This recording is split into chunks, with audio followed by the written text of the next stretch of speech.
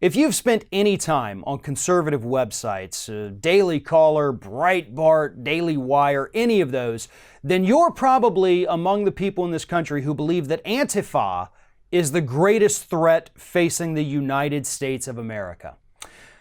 The U.S. Army disagrees with you on that. In fact, the U.S. Army, according to unclassified documents, can't find a single instance where Antifa has ever posed a threat to human life here in the United States.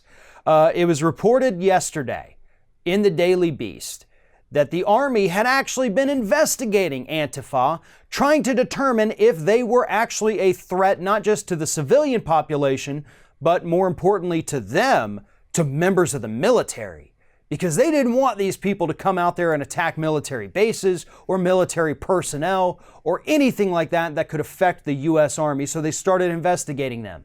And what they found was not one single instance, not one piece of evidence to suggest that Antifa was a threat to anyone. However, knowing this, it hasn't stopped these right-wing conspiracy websites from pushing the theory that Antifa is out there, they're coming to get us, they're going to attack us, they could possibly even kill us. None of that has materialized. Now, I don't care if you agree or disagree with Antifa's tactics. They have engaged in vandalism. Yes, that is wrong. There is no need for that whatsoever. But aside from that, they're not the ones out there sending pipe bombs to former and current politicians.